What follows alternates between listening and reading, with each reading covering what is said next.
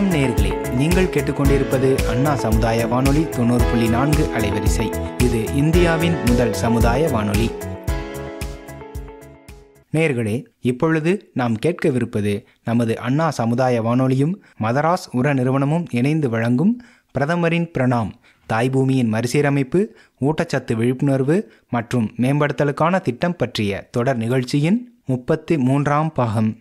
இன்றைய நிகழ்ச்சியில் வணிக ரீதியில் உதிரிப்பூக்கள் சாகுபடி மற்றும் புதினா சாகுபடி செய்வதற்கான தொழில்நுட்பங்கள் குறித்து விளக்கவிருக்கிறார் மதராஸ் உர நிறுவனத்தில் உர விநியோகத்துறை மேலாளராக பணிபுரிந்து கொண்டிருக்கும் திரு கணபதி அவர்கள். வாங்க நிகழ்ச்சியை கேட்கலாம். அன்பார்ந்த தமிழக விவசாய பெருமக்களுக்கு வணக்கம். இன்று வணிக ரீதியில் உதிரிப்பூக்கள் சாகுபடி பற்றி பார்க்கலாம். மலரியல் துறையானது வேகமாக வளர்ந்து வரும் ஒரு துறையாகும்.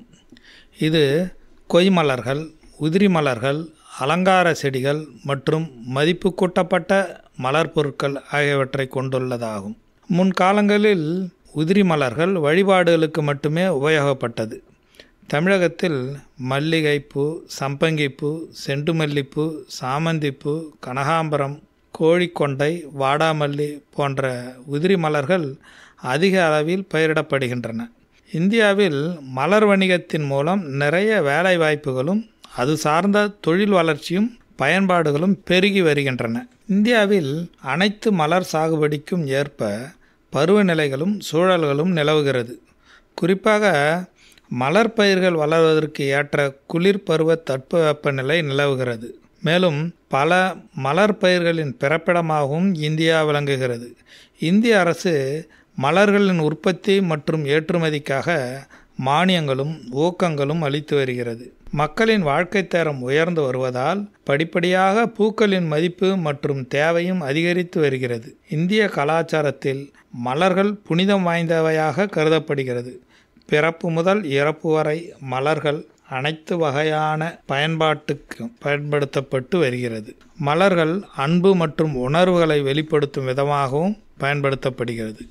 தமிழ்நாட்டில் உதிரி மலர்களான மல்லிகை, சாமந்தி, செண்டுமல்லி, கனகாம்பரம், நறுமணம் வீசும் ரோஜா, சம்பங்கி, கோழிக்கொண்டை, ஆஸ்டர், சைனா ஆஸ்டர், அரளி, தாமரை, வாடாமல்லி, இட்லிப்பூ, செம்பருத்தி மற்றும் கோல்டன் ராட் ஆகிய மலர்கள் சாகுபடி செய்யப்பட்டு வருது. இந்த மலர்களின் நவீன சாகுபடி முறைகள் மற்றும் அறுவடைக்கு பின் கையாளப்படும் நவீன முறைகளை கடைபிடிப்பதன் மூலம் ஏற்றுமதியை மென்மேலும் அதிகரிக்க முடியும்.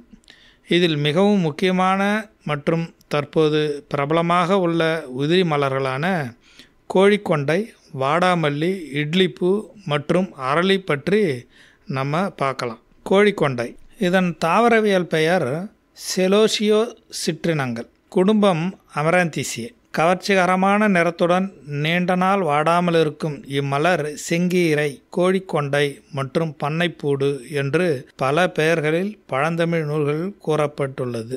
செலோசியா சிட்ரினங்கள், Celosia argentina, Celosia cristata, Celosia variegata, Celosia nitida, Celosia spicata, Celosia odorata, Celosia பல்மரி. செலோசியா அர்ஜென்டினா என்பது பெரும்பாலும் வெப்பமண்டல பகுதிகளில் பயிரிடப்படுகிறது. இது விதை மூலம் பயிர் பெருக்கம் செய்யப்படுகிறது. இதன் விதை மிகவும் சிறியதாகும். மேலும் பெரும்பாலும் சிவப்பு நிறங்களில் காணப்படும். செலோசியா கிறிஸ்டேட்டா, இது பெரும்பாலும் காணக்கூடிய கோழிக்கொண்டை வறட்சியை தாங்கி வளரும் கோழிக்கொண்டையாகும். வீட்டுக்குள் வைத்து அலங்காரத்துக்கு வளர்ப்பதற்கு ஏற்றது.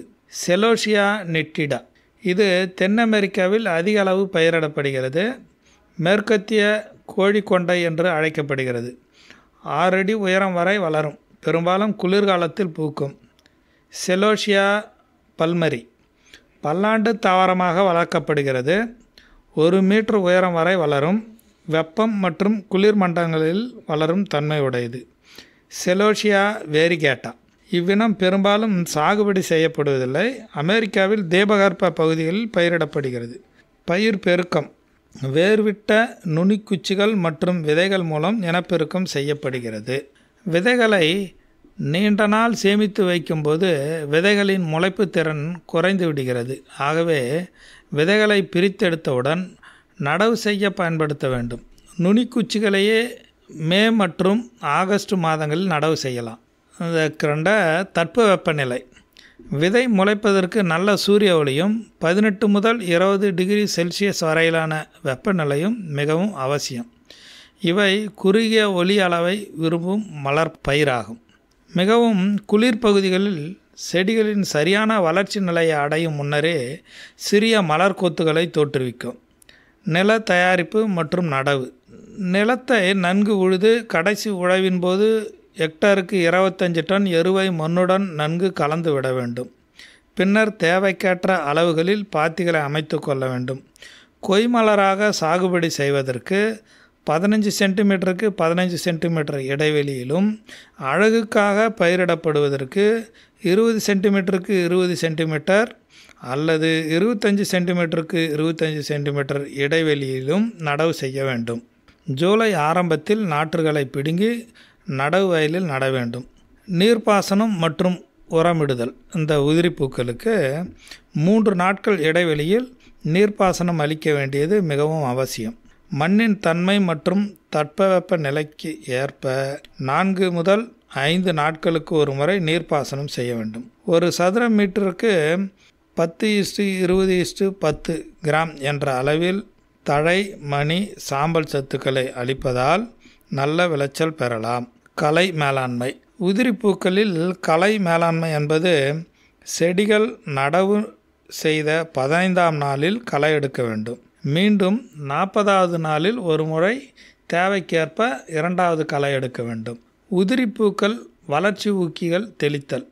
உதிரிப்பூக்களில் 0.1% முதல் 0.2% சைக்கோ செல் கரைசல் அல்லது 0.3% அலார் என்னும் மருந்தை கலந்து தெளிப்பதனால செடிகளின் விளைச்சல் அதிகமாகும். உதிரிப்பூக்களின் அறுவடை மற்றும் விளைச்சல். 65ஆம் நாளில் மொட்டுவிட ஆரம்பித்து தோட்டமே குங்குமப்பூ நிறமாக மாறிவிடும். 75ஆம் நாளில் செய்யப்படும் முதல் அறுவடையில் 150 கிலோ அளவு விளைச்சல் கிடைக்கும். பிறகு 90ஆம் நாளில் 300 கிலோவும் 105ஆம் நாளில் 600 கிலோ என்ற விளைச்சல் படிப்படியாக உயரும். 165ஆம் நாளில் இருந்து விளைச்சல் படிப்படியாக குறைய ஆரம்பிக்கும். ஆடிப்பட்ட சாகுபடிக்கு மிகவும் சிறந்தது. 1 கிலோ பூவுக்கு 30 முதல் 60 வரை கிடைக்கும். அடுத்து வாடாமல்லி. தாவரவியற் பெயர் கேம்ப்ரினோ குளோபேசா. குடும்பம் அமராந்தீசியே. பேருக்கு ஏற்றாற்போல் அதிகம் வாடாத வாடாமல்லி ஆகும். கடினமான செடி என்பதால் மேம்பட்ட சாகுபடிக்கு தனிப்பட்ட அல்லது சிறந்த கவனம் தேவையில்லை. வாடாமல்லி உதிரி மலராகவும், கொய் மலராகவும், தொட்டி செடிகளாகவும், உலர் மலராகவும் பயன்படுத்தலாம். வாடாமல்லிக்கு நன்கு வடிகால் வசதி உடைய அனைத்து மண் வகைகளிலும் பயிரிடலாம். நீர்த்தேக்கம் உள்ள வடிகால் வசதியற்ற மண் ஏற்றதல்ல. மண்ணின் கார அமிலத்தன்மை அந்த pH லெவல் 5.5 முதல் 7.5 வரை உள்ள மண் வகைகளிலே தேவையானது. இதற்கு தட்பவெப்பநிலை அதிக சூரிய வெளிச்சம் இதன் வளர்ச்சிக்கு முக்கியமானதாகும். வெப்பமண்டல பகுதிகளில் நன்கு வளரும் அதிக வெப்பம் மற்றும் உறைபனியை தாங்கி வளராது. 25 டிகிரியிலிருந்து 35 சென்டிகிரேட் வரை வெப்பநிலையில் நன்கு வளரும். இதில் ரகங்கள், வாடாமல்லிகளோட ரகங்கள் பார்த்திங்கன்னா ஃபயர் ஒர்க் சிவப்பு நிறமாக இருக்கும், பட்டி லாவெண்டர் ஊதா நிறம், CCH வெள்ளை நிறம், லில்லிஃபுட் புட்டி வாடாமல்லி நிறம். இது வாடாமல்லி நடும் பருவம் பார்த்திங்கன்னா பிப்ரவரி மார்ச் கோடை காலத்தில் மலர்கள் கிடைக்கும். மே ஜூனில் நட்டிங்கன்னா மழை காலங்களில் பூக்கள் கிடைக்கும். ஒருங்கிணைந்த ஊட்டச்சத்து மேலாண்மை. வாடாமல்லிக்கு அதிக உரங்கள் தேவைப்படாத பயிராகும். அடியுரமாக 25 டன் மக்கிய தொழு உரம் கடைசி உழவின் போது 1 ஹெக்டருக்கு இட வேண்டும். நீர் நிர்வாகம். நிலத்தில் நீர் தேங்காமல் அதே சமயம் செடிக்கு தொடர்ந்து ஈரப்பதம் இருக்கும் வண்ணம் நீர் பாய்ச்ச வேண்டும். களை நிர்வாகம்.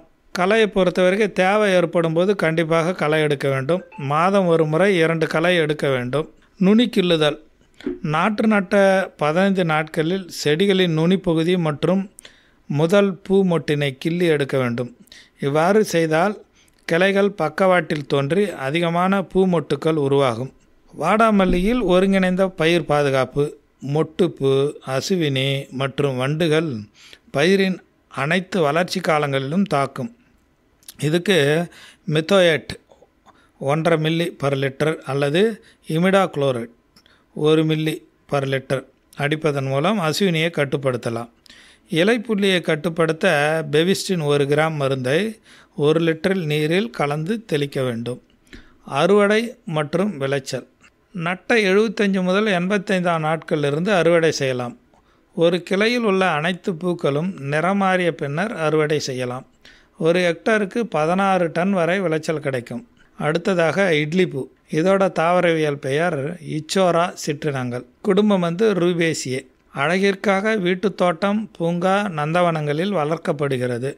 சிவப்பு நிற இட்லி பூ இறை வழிபாட்டிற்கும் மருந்துக்கும் பயன்படுகிறது. சிவப்பு நிற இட்லி பூ ஏற்றுமதிக்கு உகந்தது. இட்லி பூ சாகுபடி செய்ய மண் மற்றும் காலநிலை. சீரான வளர்ச்சி மற்றும் பூக்கும் தன்மைக்கு நல்ல வளமான வடிகால் வசதி உடைய மண் ஏற்றது. கலர் மற்றும் உவர் நிலம் இதன் சாகுபடிக்கு ஏற்றதல்ல. மண்ணின் கார அமிலத்தன்மை 6லிருந்து 7 pH இருக்க வேண்டும். இந்த இட்லி பூ கோடை மற்றும் மழைக்காலங்களில் நன்றாக பூக்கும். அதிக வெயிலை தாங்கி வளரக்கூடிய வெப்பமண்டல பயிரும் ஆகும். இட்லி பூ பயிர் பெருக்கம் எப்படின்னு பார்த்திங்கன்னா, விதைகள், தண்டுக்குச்சிகள், பதியன்கள் மூலம் பயிர் பெருக்கம் செய்யப்படுகிறது.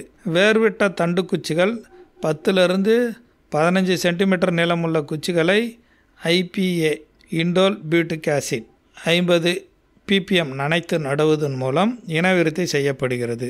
நிலம் தயாரித்தல் மற்றும் நடவு. இட்லி பூவுக்கு நிலத்தை கோடை காலத்தில் நன்கு உழ வேண்டும். தண்டுக்குச்சிகளை பருவமழை காலத்தில் 60 சென்டிமீட்டருக்கு 60 சென்டிமீட்டர் இடைவெளியில் நட வேண்டும். நடுமுன் தொழு உரம், வேப்பம் புண்ணாக்கு, செம்மண் மற்றும் மேல்மண் சேர்த்து நட வேண்டும். இதுக்கு இட்லி பூவுக்கு நீர்ப்பாசனம் குளிர்காலங்களில் வாரத்துக்கு 1 முறையும், கோடை காலத்தில் வாரத்துக்கு 2 முறையும் நீர்ப்பாசனம் செய்ய வேண்டும். சொட்டு நீர்ப்பாசனம் மூலம் நீர்ப்பாசனமும் செய்யலாம். ஊட்டச்சத்து மேலாண்மை. ஒருங்கிணைந்த ஊட்டச்சத்து மேலாண்மை முறையில் 6 மாதத்துக்கு 1 முறை 10 டன் தொழு உரம் 1 ஹெக்டருக்கு இட வேண்டும். 10:10:10 கிராம், அதாவது தழை, மணி, சாம்பல் சத்து 1 முறை ஒரு செடிக்கு இட வேண்டும். நுண்ணூட்ட சத்துக்கள் ferrous sulphate, zinc sulphate, manganese sulphate இவங்கெல்லாம் 0.5% இலை வழி மூலமாக தெளிக்க வேண்டும். களை மேலாண்மை. செடி நட்ட 15 நாள் கையால் களை எடுக்கணும். அவ்வப்போது களைக்கொல்லி தேவைப்பட்டால் தெளிக்கலாம். கவாத்து பண்ணுறது. இட்லி பூ புதிதாக வளரும் வாதுகளில் பூக்கும் தன்மையுடையது. பூச்சி மற்றும் நோய் தாக்கப்பட்ட கிளைகளையும் பழைய கிளைகளையும் அகற்ற வேண்டும். இவ்வாறு கவாத்து செய்யலாம். அறுவடை மற்றும் விளைச்சல். அந்த கொத்தில் உள்ள அனைத்து மலர்களும் மலர்ந்தவுடன் கொத்தாக பறிக்க வேண்டும். ஹெக்டருக்கு 2000 கிலோ வரை பூக்கள் விளைச்சல் கிடைக்கும். அடுத்ததாக அரளிப்பூ. இதோட தாவரவியல் பெயர் நீரியம் ஓலியாண்டர். இதோட குடும்பம் அபோசைனிசே. இதோட சிறப்பியல்புகள் பார்த்தோன்னா, இந்த அரளிப்பூ மலர் சித்த மருத்துவத்திற்கு பயன்படுகிறது. செடியின் அனைத்து பகுதிகளும் அதிக அளவு விஷத்தன்மை நிறைந்தது. இது உதிரி மற்றும் கொய் மலராக பயன்படுகிறது. மாலை தொடுப்பதற்கும் அலங்காரத்திற்கும் பயன்படுகிறது மற்றும் இதில் அதிக அளவு மருத்துவ குணம் உள்ளது. இதோட வளர்ப்பு இயல்பு எப்படி பார்த்தீங்கன்னா, இந்த அரளிப்பூ பொதுவாக குத்து செடியாக வளர்க்கப்படுகிறது. 2 முதல் 2.5 மீட்டர் அளவு வரை வளரும். குட்டை வகை அரளி செடியினை தொட்டியில் வைத்து அலங்கார செடியாக வளர்க்கலாம். அரளிப்பூ நடவு எப்படின்னா, 2 அடி நீளமுள்ள கடினமான மற்றும் மிக கடினமான குச்சியை மண்ணில் வளைவாக பதிப்பதன் மூலம் பயிர் செய்யலாம். 1 அடி ஆழமுள்ள குழியில் 2 மீட்டர் இடைவெளியில் நடவு செய்யலாம். நடுமுன் குழியில் தொழு உரம், செம்மண் மற்றும் மணல் கலந்து நடவு செய்யலாம். அரளிப்பூ பயிர் பெருக்கம். இது பெரும்பாலும் விதைகள், பதிய, தண்டுக்குச்சி இவைகள் மூலம் பயிர் பெருக்கம் செய்யலாம். கடின தண்டுக்குச்சி மூலம் அதிக அளவு பயிர் பெருக்கம் செய்யப்படுது. 10லிருந்து 15 சென்டிமீட்டர் நீளமுள்ள குச்சிகள் ஜூன் மற்றும் ஜூலை மாதங்களில் தேர்வு செய்யப்பட்டு நடவு செய்யப்படுகிறது. மண் பார்த்திங்கன்னா, அரளிப்பூவை கரிசல் மண் அல்லது மணற்பாங்கான செம்மண் கலந்த மண்ணில் நல்ல வடிகால் வசதியுடன் நீர் வளமுள்ள சூழ்நிலையிலும் அதிக வெப்பத்தை தாங்கி வளரும். அரளியோட ரகங்கள் பார்த்தோன்னா ஒற்றை வெள்ளை, சிவப்பு, ரோஸு, மஞ்சள் மற்றும் இரட்டை வகை அடுக்குகள். அரளிப்பூ இடைவெளி எப்படி இருக்குன்னா, 1 அடி ஆழமுள்ள குழியில் 2 மீட்டர் இடைவெளியில் நடவு செய்யணும். நடவு செய்யும் முன் குழியில் தொழு உரம், செம்மண், மணல் கலந்து நடவு செய்யணும். களை கட்டுப்பாடு மற்றும் பின்செய் நேர்த்தி முறைகள் பார்க்கலாம். தேவைப்படும் வேளையில் நீர் பாய்ச்சுதல் போதுமானது. ஜனவரி மற்றும் ஆகஸ்ட் மாதம் 10 டன் தொழு உரம் இடணும் 1 ஹெக்டருக்கு. ரசாயன உரங்கள் இட தேவையில்லை. இதுக்கு கவாத்தும் பண்ணணும். அழகுக்காக பூங்காவில் வளர்க்கப்படும் செடிகள் கவாத்து செய்யப்படுவதில்லை. ஆனால் வணிக ரீதியாக வளர்க்கப்படும் செடிகள் கவாத்து செய்யப்படுது. வணிக ரீதியாக தரை மட்டத்திலிருந்து 40 சென்டிமீட்டர் என்ற அளவில் கவாத்து செய்யணும். 8 மாதம் முதிர்ந்த கிளைகளிலிருந்து புதிய தளிர்கள் வரும்போது கவாத்து செய்யணும். பொதுவாக அரளியில் பூச்சிகள் மற்றும் நோய்கள் அதிக அளவில் தாக்கப்படுவதில்லை. இது பூக்கும் பருவம் பார்த்திங்கன்னா ஆண்டு முழுவதும் பூக்கக்கூடியது. ஏப்ரல் முதல் செப்டம்பர் மாதங்கள் அதிக அளவு பூக்கும். அறுவடை பார்த்திங்கன்னா அரளிப்பூவை பூக்களை குச்சிகளை நட்ட 4வது மாதத்தில் அறுவடை செய்யலாம். இதோட விளைச்சல் ஒரு நாளைக்கு 1 ஹெக்டரிலிருந்து 100 டன் வரை அரளிப்பூக்கள் கிடைக்கும். அடுத்ததாக புதினா சாகுபடி தொழில்நுட்பங்கள் அதை பற்றி பார்க்கலாம். புதினா இந்திய சமையலறையின் ஒரு முக்கியமான நறுமணப் பொருளாகும். இது அழகு சாதன பொருட்கள், சமையலில் வாசனை மற்றும் சுவையோட்ட மற்றும் வாசனை திரவியங்களிலும் பயன்படுத்தப்படுகிறது. பெரும்பாலும் கீரை பயன்பாட்டிற்காகவே சாகுபடி செய்யப்பட்டாலும் சமீப காலங்களில் நறுமண எண்ணெய் தயாரிக்கவும் பயன்படுத்தப்படுகிறது. இந்தியாவின் பருவ சூழல் மற்றும் மண்வளம் புதினா சாகுபடிக்கு ஏற்றதாக உள்ளது. சர்வதேச அளவில் புதினா மற்றும் அது சார்ந்த நறுமண எண்ணெய் தயாரிப்பில் இந்தியா முதலிடத்தில் உள்ளது. இந்தியாவில் புதினா சாகுபடி அதிகமுள்ள பகுதி இந்தோ கங்கை சமவெளி பகுதியாகும். இந்த பகுதியில் மணல் சார்ந்த இரும்பொறை மண் அல்லது களி சார்ந்த இரும்பொறை மண் அதிகம் காணப்படுகிறது. பருவநிலை, மண் மற்றும் பாசன நீர் ஆகிய காரணிகளால் இப்பகுதிகளில் புதினா சாகுபடி லாபகரமாக உள்ளது.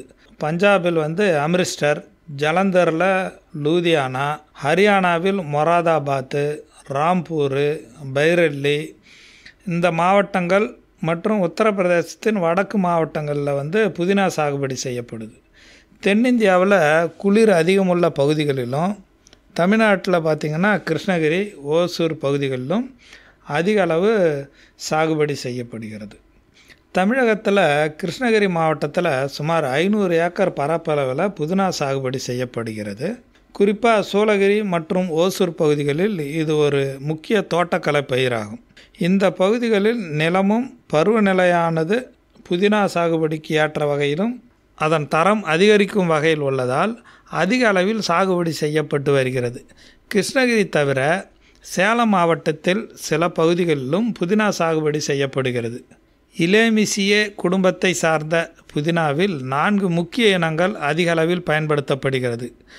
அவை என்னன்னா ஜப்பானிய புதினா, அதான் மென்தா அர்வென்சிஸ், ஸ்பியர் புதினா, இது மென்தா ஸ்பைகேட்டா, பெர்மோகோட் புதினா, இது மென்தா சிட்ரேட்டா, மிளகு புதினா, மென்தா பைப்பரிடா.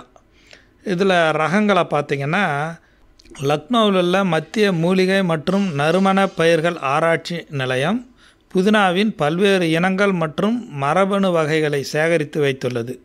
இவற்றில் பயிர் இனப்பெருக்க ஆராய்ச்சிகள் மூலம் இந்தியாவின் பல்வேறு பகுதிகள் மற்றும் தேவைகளுக்கு ஏற்ப ரகங்களை வெளியிட்டுள்ளது.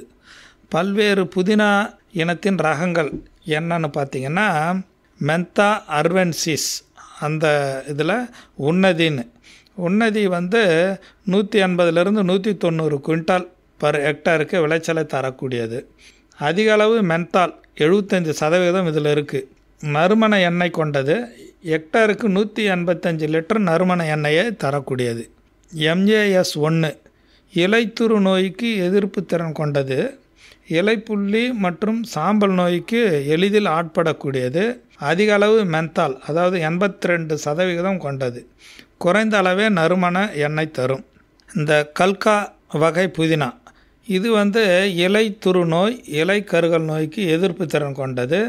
இலைப்புள்ளி நோய்க்கு தாங்கும் திறனும் சாம்பல் நோய்க்கு எளிதில் ஆட்படக்கூடியதும் இது. அதிக அளவு மென்தால் இதில் 78லேருந்து 82% இருக்குது. குறைந்த அளவே நறுமண எண்ணெயை தரும். ஷிவாலிக் புதினா. இந்த ஷிவாலிக் மென்தா அப்படிங்கிறது இலைத்துரு, இலைப்புள்ளி மற்றும் இலைக்கருகல் நோய்க்கு மிதமான எதிர்ப்பு திறன் தான் கொண்டது. சாம்பல் நோயை தாங்கி வளரக்கூடியது. குறைந்த அளவு நறுமண எண்ணெய் தான், 70லேருந்து 74% தான், மற்றும் மத்திய அளவு மென்தால் கொண்டது.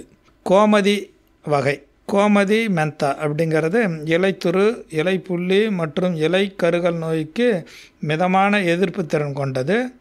சாம்பல் நோயை தாங்கி வளரக்கூடியது. மத்திய அளவு நறுமண எண்ணெய் மற்றும் குறைந்த அளவு மென்தால் கொண்டது. அதை 70லேருந்து 74%. ஹிமாலயா மென்தா. ஹிமாலயா மென்தா அப்படிங்கிற புதினா ரகம் இலைத்துரு, இலைக்கருகல், இலைப்புள்ளி மற்றும் சாம்பல் நோய்க்கு எதிர்ப்பு திறன் கொண்டது. மத்திய அளவு மென்தால் தான் இதில் இருக்குது, 74லேருந்து 78%. கோசி மென்தா. இந்த ரகம் பார்த்திங்கன்னா இலைத்துரு, இலைக்கருகல், இலைப்புள்ளி மற்றும் சாம்பல் நோய் மற்றும் வெள்ளை ஈக்கு எதிர்ப்பு திறன் கொண்டது. அதிக அளவு நறுமண எண்ணெய் மற்றும் மத்திய அளவு மென்தால் கொண்டது. மென்தாலோட சதவிகிதம் பார்த்திங்கன்னா 74லேருந்து 78% இருக்கும். அப்புறம் சாக்சம் மென்தா. இந்த ரகம் ஹிமாலயா ரகத்தை போன்று குணங்கள் கொண்டது. அதிக அளவு நறுமண எண்ணெய் மற்றும் மென்தால் கொண்டது.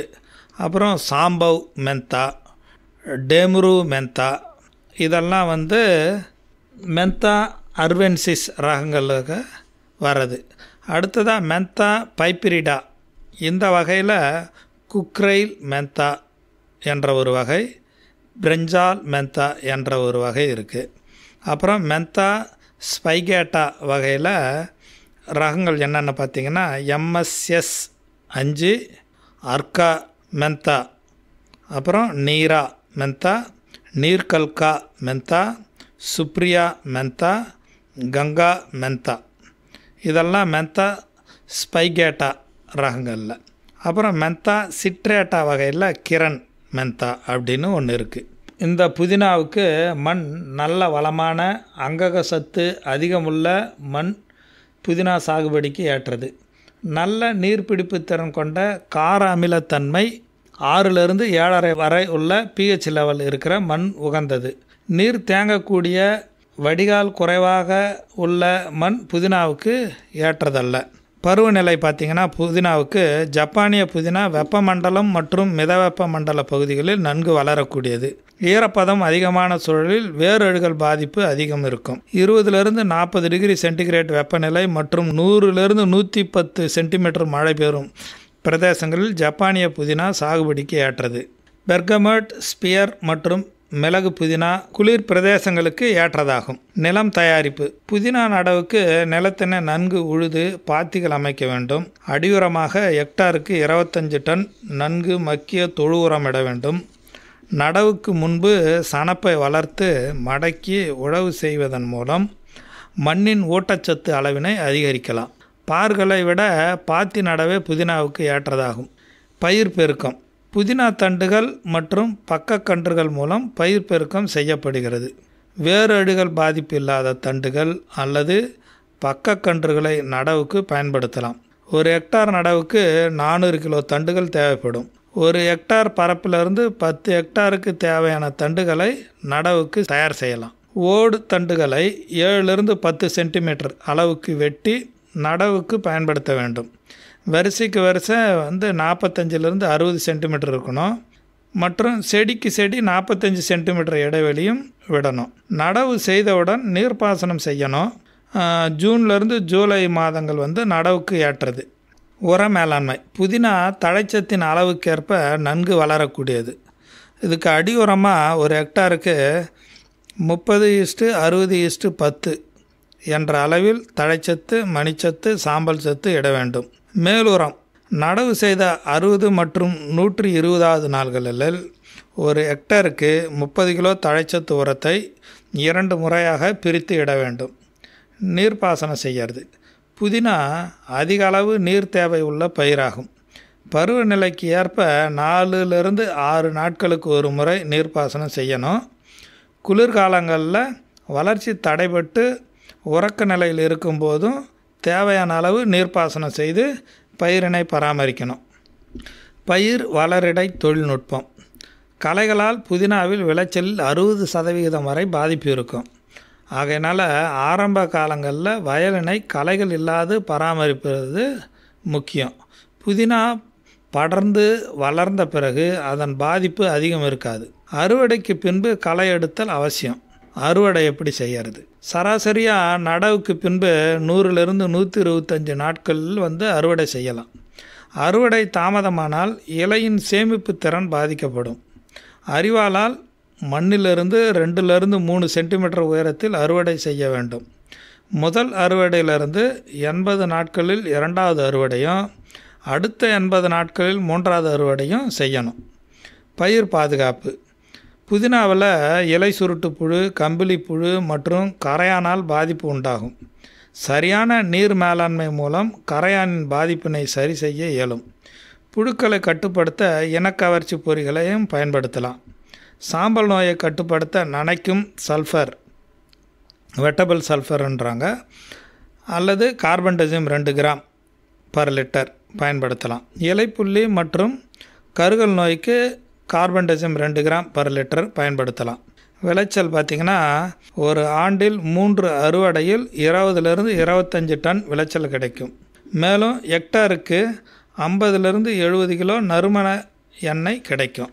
நன்றி, வணக்கம். நேர்கள் இதுவரை கேட்டது நமது அண்ணா சமுதாய வானொலியும் மதராஸ் உர நிறுவனமும் இணைந்து வழங்கிய பிரதமரின் பிரணாம் திட்டம் பற்றிய தொடர் நிகழ்ச்சியின் 33ஆம் பாகம். மீண்டும் அடுத்த நிகழ்ச்சியில் சந்திப்போம். நன்றி, வணக்கம்.